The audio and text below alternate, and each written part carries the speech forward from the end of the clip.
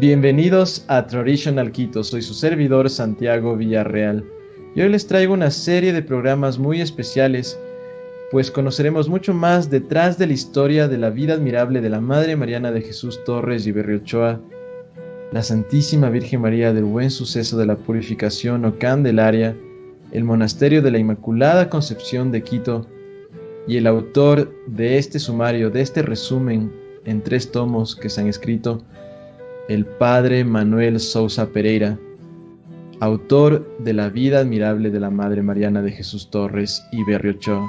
Así que no se lo pueden perder.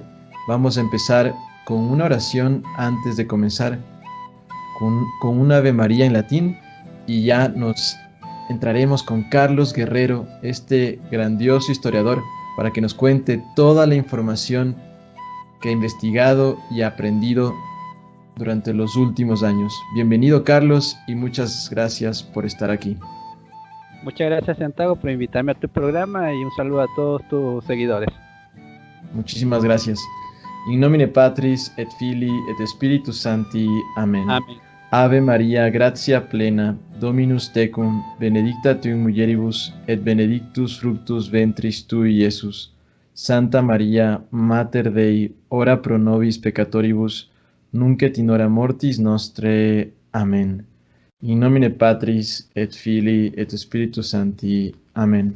Amén. Muchísimas gracias, Carlos, otra vez, valga la redundancia. Y pues comencemos.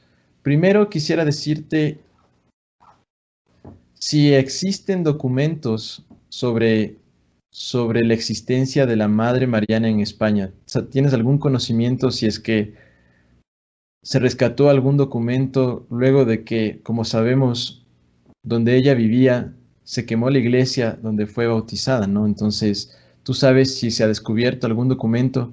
Porque muchas veces lo que yo he escuchado es que se ha detenido la causa de beatificación de la Madre Mariana de Jesús Torres porque no hay un registro de que ella haya sido bautizada. Eso escuché yo de un sacerdote aquí en Quito, muy cercano también a la arquidiócesis, que me comentó eso. Entonces parece que esa es una de las trabas que se tiene para poder continuar con el proceso de beatificación.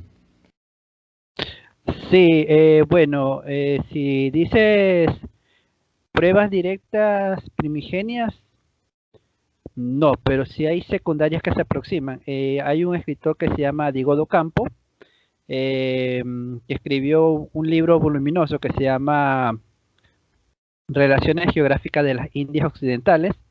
En el 3er tomo pasa a describir sobre el monasterio de la Inmaculada Concepción. Estamos hablando que Madre Mariana murió en 1635 y el libro aparece como a los 5 años de muerte de ella, o sea, en 1640, y después se lo vuelve a reprimir por el 1690, o sea, un segundo volumen. Entonces, en España, gracias a este libro, Madre Mariana fue conocida porque cuando se habla del monasterio, el autor le gustó tanta la forma de vivir de las monjas que lo dejó consignado en el libro, porque lo que él tenía que era solo tocar cuestiones de cantidad, o sea, era una investigación cuantitativa, o sea, la extensión, el alto, el ancho, o sea, la edificación, ya porque eran relaciones geográficas, pero hizo una apreciación valorativa, y ahí dice que hay muchas hijas conceptas que son de gran calidad, pero dice que hay una que sobresale en santidad y pone el nombre, o sea, nombra a María Toda Boada y después nombra a la Madre Mariana, que dice que es la que más sobresale en santidad, en imitación a Cristo, y aparte dice que tiene don de profecía, que incluso él dice que hay profecías que se han ido cumpliendo con el paso del tiempo y que él tiene la convicción que a medida que se vaya el tiempo se va corroborando todo lo que haya profetizado. O sea, es una cita increíble. Muy interesante.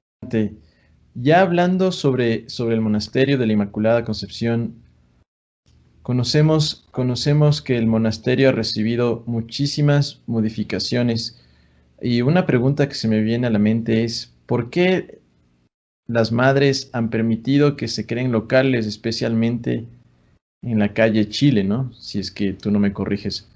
En la calle Chile vemos estos caravana, hay inclusive una tienda de joyas, no me acuerdo si hay otra tienda más, pero es en esta calle Chile y al otro lado también hay un café, me parece, como un café restaurante y tal vez no sé si hay otros locales más, ahorita no me acuerdo, pero ellas han permitido eso obviamente también para recibir recursos, Me pero imagino. tú sabes, especialmente en el lado de los caravana, se ve como que allí habría sido la entrada principal del monasterio. ¿Tú sabes si existen planos de cómo fue el monasterio en ese tiempo o imágenes, dibujos y si es que las monjitas al haber hecho eso tal vez no violaron el hecho de que el monasterio solamente esa cuadra solamente podía ser para ellas y tal vez se perdieron, ojalá no se hayan perdido cosas en el transcurso de haber remodelado esos espacios para que se vuelvan tiendas o restaurantes. ¿Tú conoces algo sobre eso?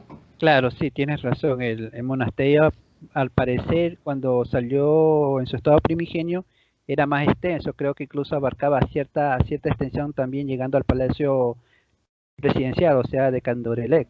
Ya entonces hasta ahí abarcaba, o sea, era extenso. Y lo que tú dices, abarcaba la calle Chile.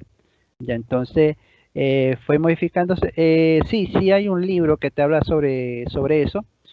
Mm, es un libro de 1929, Historia del arte ecuatoriano, en el volumen primero, habla sobre, no, me corrijo, en el volumen tercero, habla sobre el monasterio de la Inmaculada Concepción, ya te da datos increíbles de cómo está la edificación, hay los planos, e incluso habla de un incendio que pasa que increíblemente cuando relata el autor ese incendio, se cumple una profecía de la Madre Mariana, que habla de que el monasterio se iba a quemar digamos, porque se quemó eso, ahí también hubo ocasión para otra modificación en el monasterio.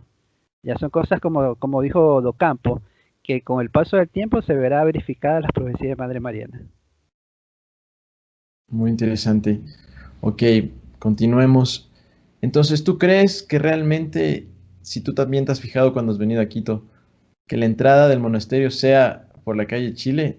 ¿Y cuál es tu opinión sobre eso? ¿Tú opinas que también, porque se ve como una entrada muy majestuosa, si tú te has fijado y has visto, se ve muy increíble, ¿no? Porque más bien el otro lado, donde ahora es la entrada, se ve como que más informal, como que súper llano, porque hay una puerta azul súper grande, también está el torno, pero pareciera que la entrada principal por donde todos los habitantes de Quito iban a visitar a la Madre Mariana y pedían consejo a ella, pedían milagros, etcétera, pedían el agua de anís del país. Pareciera que fue por la calle Chile. ¿Cuál es tu opinión?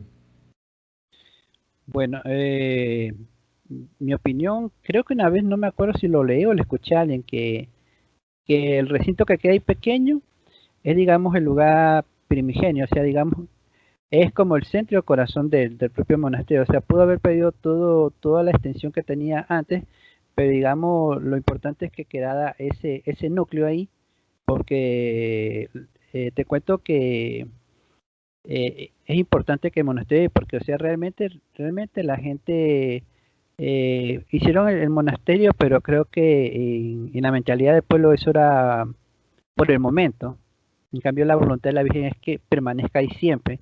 Entonces, digamos, Dios permitió y toleró que el monasterio pierda partes físicas, pero donde fue el centro, que es el atrio, la entrada, donde están las celdas de las monjas, ese núcleo se conserva hasta el día de hoy. O sea, porque acuérdate que la Virgen dice que infeliz sería Quito si no hubiera este monasterio. ¿Ya? Entonces, son tantas cosas que la Virgen promete. E incluso te voy a contar un caso un poco jocoso que interviene en la época republicana, no sé si tú lo sepas, sobre el presidente Vaquerizo Moreno. No. Ya el presidente Vaquerizo Moreno manda a fabricar un monasterio nuevo para las monjas. Realmente quería era sacarlas del convento, del monasterio, para extender el palacio presidencial, porque siempre, no sé si sea verdad, pero hay una leyenda que dicen que realmente lo que le pertenece al monasterio tiene que ser parte del palacio presidencial, pero no hay plano que corrobore esas cuestiones, porque creo que hasta ese pretexto comienza en la época de Alfaro ya, o si no antes, entonces que siempre se le ha querido quitar este terreno a las monjas. Entonces el presidente Baquerizo Moreno le dice a las monjas que vayan allá hasta arreglarle, porque él puso el pretexto barato de que estaba un poco dañada la fachada del templo y que él iba a arreglarle el templo, que mientras tanto vayan a ese monasterio provisorio, él puso, que era provisorio. Las monjas como que sí, como que no, entonces le comentaron a los feligreses, a los peregrinos, en uno de esos días que el presidente sale así a dar el discurso presidencial frente al pueblo, estaba hablando cuando la gente comienza a protestar y él le hace señal con la mano que pare el pueblo, que entonces la gente dice que sí, que él era un indigno tratando de meterse con unas pobres monjas y mandarla a otro lugar, entonces él dice que no, que esa no es la intención. Y entonces la gente comenzó a gritar elegido, o sea, elegido, y dice que tragó saliva a Baquerizo Moreno, o sea, sudó frío y se dio media vuelta porque, o sea, el pueblo básicamente dijo, si le haces eso a las monjas te va a pasar lo mismo que al Faro.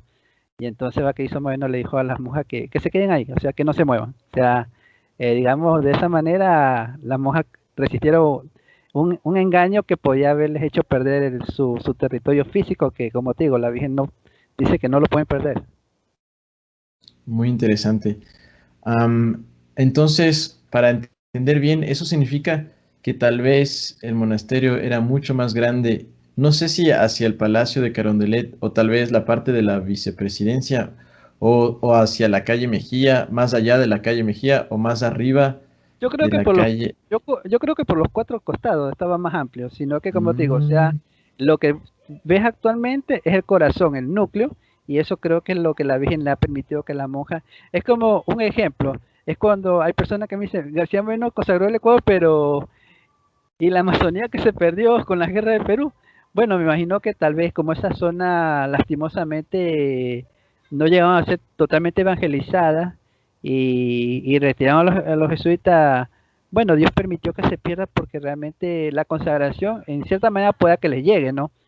Pero realmente pues, digo, se conserva el núcleo. Es como digamos que tú tienes una fruta que te quieres comer, pero si hay algo que se dañó, tú lo quitas, ¿sí o no? Y te ujú. comes la fruta. O sea, no porque está dañada toda una parte de la fruta la vas a desechar totalmente. Entonces, eh, pueda que, pueda que Dios permitió eso, porque te cuento que aquí también hay un problema. Era un desorden bien grande. Gracias por hacerme acordar. Eso también lo cuenta este libro, La historia del arte. O sea, parece que el monasterio era como un mini pueblo. O sea, habían como 100 y después aumentaron 300 monjes y era mucha cantidad de gente para el monasterio, a pesar de que estaba en su buen tiempo, o sea que era bastante. Y parece que, por eso creo que Dios permitió todas estas cosas, la reducción e incluso la depuración, porque poco a poco también salieron ciertos elementos, no todas las monjas entraban por vocación, incluso Madre Mariana dice eso, que no todas las monjas entrarían por vocación, ya, y que de tiempo en tiempo se apartarían ciertas monjas que bueno, o sea, digamos, no guardara la regla. Entonces, todo eso hace que, creo que permite Dios que el monasterio sufra esa reducción. Es como también, si te acuerdas, también hay una profecía de que a futuro se iba a desaparecer un monasterio por el norte, que es el monasterio, creo que si no me equivoco, el de Ibarra, es el único Ujú. que desaparece, de ahí todos los demás se conservan, porque incluso iba a desaparecer Riobamba, pero Madre María dice, me inclinaré ante el trono de la Santísima Trinidad y rogaré a la Madre de Buen Suceso que tenga compasión con el monasterio de Riobamba, que hasta el día de hoy se mantiene. Entonces, el que se perdió es el de Ibarra, y que incluso hay documentos de la época en que García Moreno reconoce que las monjas tuvieron una falla porque el, el monasterio se medio dañó, fue por el terremoto de Ibarra, pero las monjas no fueron muy generosas con el prójimo. García Moreno necesitaba un lugar físico para guardar a los damnificados, ese monasterio podía haber servido, y también quería un préstamo de parte de las monjas porque se tenían renta, pero ellas se negaron, entonces lo que hizo García Moreno fue escribirle al Papa Pío IX de que saque esa comunidad, y ahí fueron las monjas del Buen Pastor. Entonces, con eso se cumple totalmente la profecía del buen suceso. Incluso García Moreno da cumplimiento a esta profecía indirectamente, porque no lo nombra ni de broma, pero se da cumplimiento en la época de él. Muy interesante, ¿no? Que también esta profecía se cumpla con Gabriel García Moreno. A ver, continuemos con las preguntas. Ya sobre el monasterio, ¿tú conoces también si, si hay historias de personas que han querido destruir el monasterio y que les ha ido mal, o han muerto, o se han envenenado, pero la Virgen no la ha permitido? ¿Tú sabes de alguna historia o anécdotas que nos puedas contar sobre ello? Porque como sabemos, antes de que continúes, se supone que hay la promesa de la Santísima Virgen María del buen suceso, de que el monasterio durará hasta el Hasta el fin del final de los mundo, tiempos. o al final de los tiempos, o al fin del mundo, me parece que es hasta el fin del mundo, ¿no? Hasta el fin del mundo.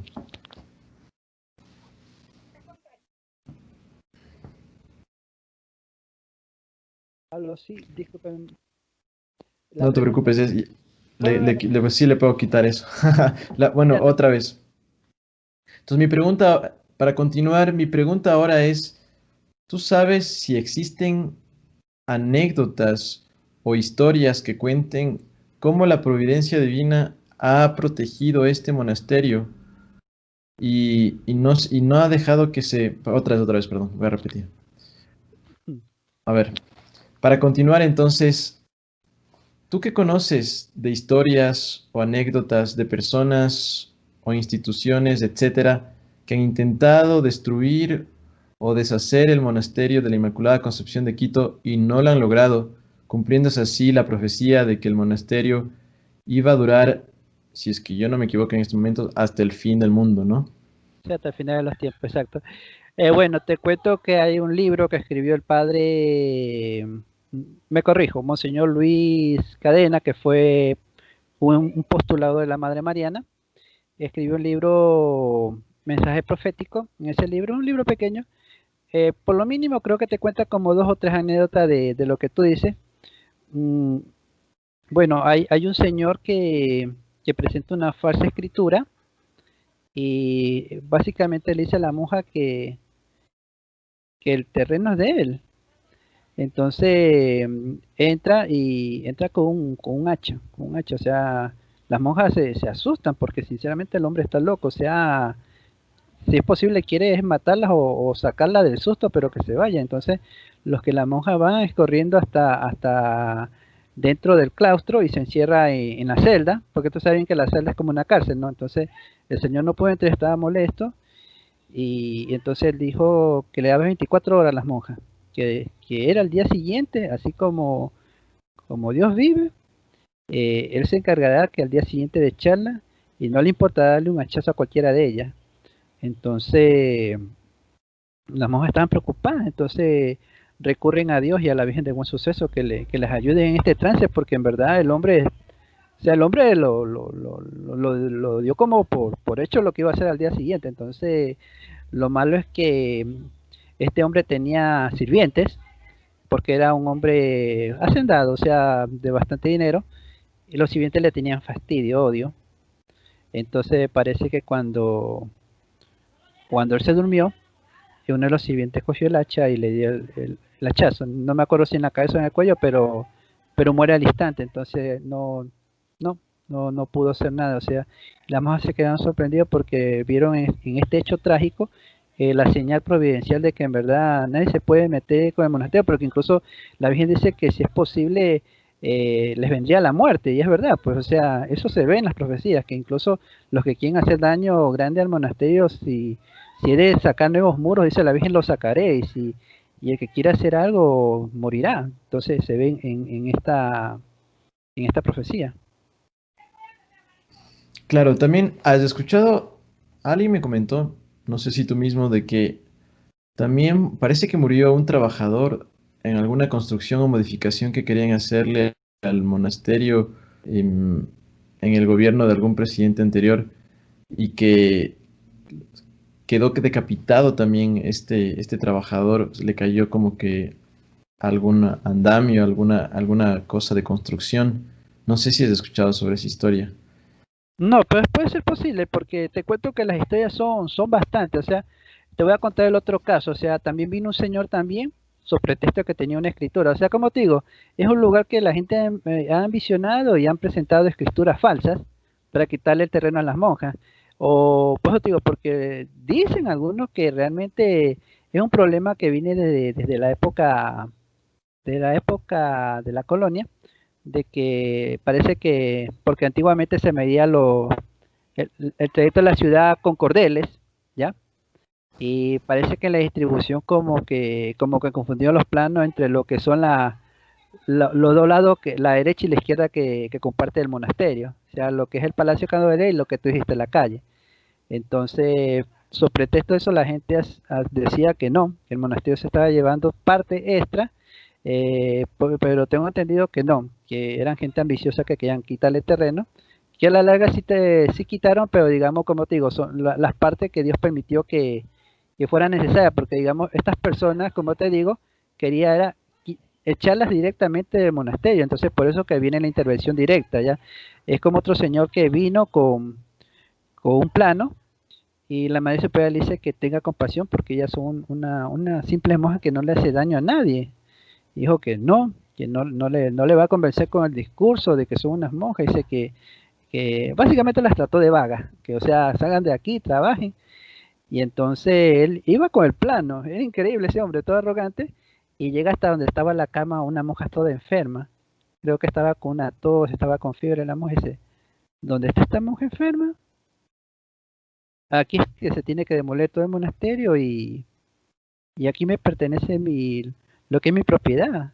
Y la monja se quedó escandalizada porque estamos hablando que si llegó hasta donde está la monja acostada en su cama, estamos hablando que ya es el propio claustro, o sea, ya como te digo, la estructura interna del templo, o sea, el corazón del monasterio. Entonces, estamos hablando que se estaba llevando tremenda tajada el hombre. Y entonces la madre dice, no, tenga compasión y el hombre dijo que no había nada ni nadie que le podía hacer cambiar de parecer. Y se fue orgulloso a la casa. ¿Y qué pasa? Que cuando llega, la mujer estaba toda tiesa, temblorosa, tenía todos los síntomas de la monja enferma, que la amenazó, que iba a quitar su cama y botarla a la calle. Entonces el señor se dio cuenta y bueno, dice que fue a pedirle perdón a las madres y milagro la mujer se le curó, o sea, no atentó contra el monasterio, o sea, le tocó en la propia llaga, en el propio pellejo el señor, o sea, como se metió con la monja, le pasó lo mismo a la cónyuge. Muy, muy interesante. Sí, seguramente hay más historias que si Dios lo permite contaremos mucho más en el futuro. Y si alguno de ustedes conoce alguna también, por favor compártanosla para nosotros poder publicarla y contarla aquí también en el canal de Traditional Quito. Y una pregunta final antes de terminar con este primer programa, Carlos, es, ¿tú sabes si verdaderamente, como se comenta en la vida admirable de la Madre Mariana, hay biografías escritas de las otras madres fundadoras o toda esa información se ha obtenido solamente de documentos oficiales, registros, actas notariales, hasta de los milagros que ocurrieron, ¿no? Con la Santa Imagen especialmente? ¿Tú sabes si es que de las madres fundadoras, especialmente de la Madre María de Jesús Taboada y las demás, obviamente existe algún documento? Bueno, o sea, sí hay varios documentos. Te cuento que aquí te voy a decir, hubieron varios directores espirituales que tuvieron las monjas en su época. Te los voy a leer. Entre los directores espirituales de las santas fundadoras y por ende de Madre Mariana está Fray Manuel de la Madre de Dios Mendoza, Fray Francisco Anguita, que incluso creo que también dirigió a Santa María de Jesús, ¿ya? Fray Ángel Francisco Pérez y el venerable Padre Jerónimo Tamayo, ¿ya? En cambio, quien asistió a la muerte entre los franciscanos está Fray Juan de la Madre de Dios Mendoza, eh, Fray Francisco Anguita, nuevamente, como te dije, director de Madre Mariana y de Santa María de Jesús. Incluso vino el obispo Pedro Oviedo a la muerte de ella porque la consideró una santa. O sea, la Madre Mariana al final de su vida fue considerada bien, toda una santa y aquí en el momento de su muerte hay tres hechos sobrenaturales que sorprende. Número uno, cuando la madre estaba en vida, ella dijo que una rosa nacerá a sus pies y la acompañará en el momento de su muerte. Nadie nunca entendió eso y qué pasa que había una niña que ella educó, crió y se hizo monja. Ella era Sol Rosa, entonces lloraba, no quería quedarse huérfana y le pide de caridad a la Madre Mariana si le puede acompañar, así como le acompañó en la vida y en la muerte. Entonces la Madre Mariana no era intencionada, pero le dijo que le pida con toda su devoción a Dios y a la Madre de Buen Suceso y que disponga. Entonces ella pasó toda la noche en vela al cuerpo de ella cuando ya murió y parece que según se deduce ahora, porque igual ya eso pasó hace tiempo. Dicen algunos que tal vez le dio un infarto, o sea, ella murió en oración inclinada sobre la Madre Mariana y realmente ese día no se enterraron una monja, sino dos. Entonces, ahí se cumplió la profecía de la Madre Mariana, una rosa a sus pies y que le iba a acompañar en el trance de la muerte. Entonces, esta monja acompañó y estoy seguro que voló al cielo junto con Madre Mariana, tuvo esa dicha. ¿Ya? Otro fenómeno fue es de una niña que estaba ciega y, y la mamá tenía pena de esa niña, quería que su hija vea y no podía. Entonces cuando sacaron el cuerpo de Madre Mariana se hizo un cerco grande, o sea, no se podía pasar fácilmente. Habían puesto como una especie de verja para que la gente no pase, para que no haya tanto tumulto. Pero ¿qué pasa? Que las personas estaban echándole flores al cuerpo de Madre Mariana y en ese momento parece que esta señora extiende la mano y le coge un pétalo que creo que tocó el cuerpo de Madre Mariana y se la da a la niña para que ¿qué será? Para que lo huela o lo toca. Y la madre estaba así cuando la niña dice, qué bonita es la madrecita. Y la madre lloraba en la alegría porque la Madre Mariana le hizo el milagro. O sea, la niña veía. Ya, o sea, fue algo increíble. Y bueno, y el último acontecimiento es que cuando el obispo Pedro Oviedo habló de Madre Mariana, dice que Santa Marianita siempre iba de la casa a la compañía, siempre iba, pero ese único día cuando murió la Madre Mariana, varió su rutina, o sea, fue al monasterio. Marianita Jesús entró en éxtasis y según la tradición oral de Quito dice que ella dijo, hoy ha muerto una gran santa entre nosotros. Entonces son tres hechos que se ven en la muerte de Madre Mariana Jesús Torres. Entonces quisiera que nos aclares un poquito más si la biografía o la vida de la Madre María de Jesús Taboada y de las otras madres fundadoras fueron también escritas por los confesores de ellas, que muchas veces también fueron los confesores también de Madre Mariana de Jesús Torres desde la fundación del monasterio. ¿Tú tienes alguna información que pruebe aquello? Si es que, porque quisiera que quede bien claro, perdóname que haga No, claro, una redundancia en esto.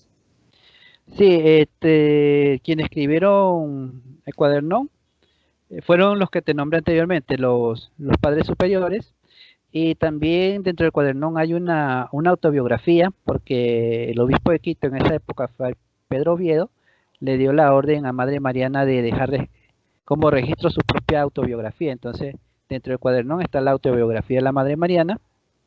Y finalmente, para completar este volumen llamado cuaderno, entran otro padre, el padre Ángel Francisco Pérez, ya que junto con Fray Francisco Anguita, como te nombré anteriormente, compendian todo eso, que es un libro inmensísimo que se llama El Cuaderno.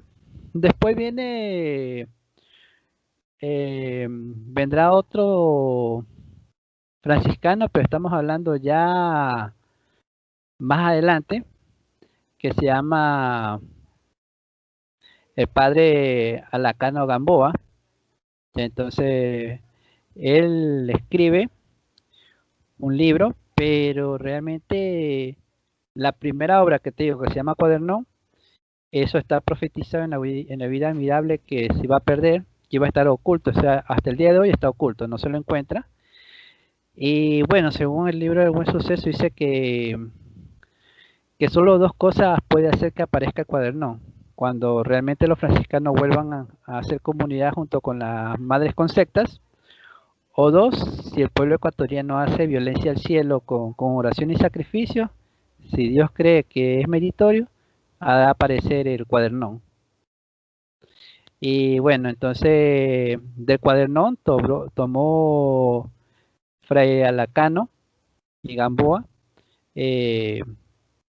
su resumen, libro que fue muy conocido aquí en todo lo que fue las Indias Occidentales, o sea, América, en España, y llegó la información hasta Portugal. Entonces, gracias a esa lectura vino un joven soldado, leyó ese libro, que le dio una conversión total, dejó de ser militar, se hizo franciscano y tuvo el honor de ser el último biógrafo de la Madre Mariana. Entonces, él escribe una nueva obra en 3 volúmenes que le conocemos hasta el día de hoy como La vida admirable de la Madre Mariana Jesús Torres, y una de las fundadoras del monasterio de la Real y Limpia Concepción. Entonces, en este libro, Fray Manuel Sousa Pereira nos cuenta sobre el libro de Alacano y sobre los padres fundadores. Entonces, este libro es el que nos trae las evidencias textuales, porque realmente, como te digo, el cuaderno está en alguna parte del monasterio, porque incluso en la vida admirable está profetizado eso. Y en cambio de Fray Alacano Gamboa, el padre Manuel Sousa también da fe de ese libro, pero porque él lo leyó en Portugal, y ese libro, pero hasta el día de hoy no se lo he encontrado. Una vez sí me llamó una persona, como tú sabes que yo investigo, él me dice que sí, él vio el libro de Alacano. Me quedé sorprendido, o sea, me dijo que es diferente al del padre Sousa, pero después la persona se me perdió, o sea, perdí la pista de ella y ya no me quedé con el deseo de saber si eso será cierto, porque tengo que verificar, no puedo tampoco creer a la primera que me dicen. Si Dios quiera que por intercesión de la Virgen del Buen Suceso y también de la Madre Mariana, ese libro o algunas otras copias de ese libro de Fray Alacano, ¿no? Sí. Aparezca. Es muy interesante todo esto, muchísima información todavía, muchas preguntas. Solamente para terminar, antes de hacer una oración final, eso significa que cuando se descubre el cuadernón se podrían hacer biografías de todas las madres fundadoras, ¿no? Eso Ajá, sería lo. exacto. E incluso la autobiografía de la Madre Mariana, o sea, conoceríamos más a la Madre Mariana y pueda que comprendamos mejor la vida admirable, porque acuérdate que la vida admirable es un compendio que sacó Fray Manuel Sosa Pereira originalmente de Cuadernón. Ya, entonces, y bueno, digo originalmente porque así también dice la tradición, pueda que Fray Manuel Sousa Pereira fue la última persona que pudo conocer el Cuadernón antes que se perdiera, porque no es que se perdió al momento de morir la Madre María, no es el Cuadernón todavía estaba en el monasterio, sino que parece que el motivo de la desaparición del Cuadernón son las guerras de independencia, cosa que lo profetiza la vida admirable y cosa que es testigo presencial el padre Sosa Pereira. Entonces, en ese momento, estamos hablando del lapso de 1809 hasta 1822, el monasterio tiene bastante revuelo interno, o sea, las monjas eh, creo que le entró el temor humano y comenzaban a esconder cosas, porque lo que siempre hacen estas guerras civiles internas es que se meten con la iglesia y le podían quitar su patrimonio. Entonces lo que ellos hicieron fue esconder, incluso escondieron el niño Jesús, el báculo y la corona de la Virgen, que el báculo tú sabes que está hecho de oro y la corona también. Entonces yo me imagino que no fue por la cuestión el oro, tal vez fue por el sentido espiritual, pero igual eso veían las monjas, pero tú sabes bien que los guerrilleros no iban a ver eso, o sea, ellos veían oro. Eso es lo interesante, lo importante para ellos, ¿no? Es la perspectiva como cada quien ve. Entonces las monjas escondieron estos tesoros porque eran tesoros de orden espiritual. ¿Por qué? Porque el báculo Fue una donación de la marquesa María de Yolanda a la Virgen del Buen Suceso. La corona fue un regalo del Cabildo, y el niño Jesús es hechura divina, porque cuando se hizo la imagen de la Virgen, estaba también la del niño. Entonces, por eso si tú te das cuenta, cuando te acercas a la imagen del Buen Suceso, el niño que tiene en la mano, la textura es como diferente, no se parece a la de la imagen. ¿Por qué? Porque ese es un niño sustituto, pero igual está ahí para hacernos recordar al niño Dios que estuvo en ese momento cuando se hizo presente su aparición a la Madre Mariana. Excelente. Muchísimas gracias por este primer programa, Carlos. Profundizaremos mucho más de esta información en el próximo programa. Y pues terminemos con una oración, ¿no? Terminemos con una oración pidiéndole a Dios también de que todos estos programas, toda esta información que estamos compartiendo sea para la mayor gloria de Dios y que haya gente que se interese en la causa de la Madre Mariana de Jesús Torres y Berriochoa. Así que te invito también ahora a hacer un Ave María en español. Vamos a hacerlo en español. Sí, yo te invito a que tú lo hagas totalmente y yo te sigo. Bueno, pidámosle a Nuestra Señora que allá también, digamos, como país sufrimos un golpe, ¿no? Un golpe bien duro. Pidámosle que la Madre de Buen Suceso, que profetizó estas tragedias, también dice que llegará su hora. Pidámosle a los corazones de Jesús y María que llegue el tiempo de María, como decía San Luis de Montfort, que llegue el momento como profetizó de Fátima. Al final, mi Inmaculado Corazón triunfará. Entonces, recémosle esa Ave María con fe y devoción. Dios te salve María, llena eres de gracia, el Señor es contigo. Bendita eres entre todas las mujeres y bendito es el fruto de tu vientre Jesús. Santa María, Madre de Dios, ruega por nosotros pecadores, ahora y en la hora de nuestra muerte. Amén. En el nombre del Padre, y del Hijo, y del Espíritu Santo. Amén. Amén. Muchísimas gracias a todos por habernos escuchado. Gracias. No se olviden de suscribirse al canal, de activar la campanita, de darle like a este video, de dejar todos sus comentarios. Si tienen preguntas o si escucharon que algo de lo que dijimos no fue correcto o falta información de lo que hemos comentado, por favor no duden en escribirnos para nosotros poder corregirlo sin ningún problema.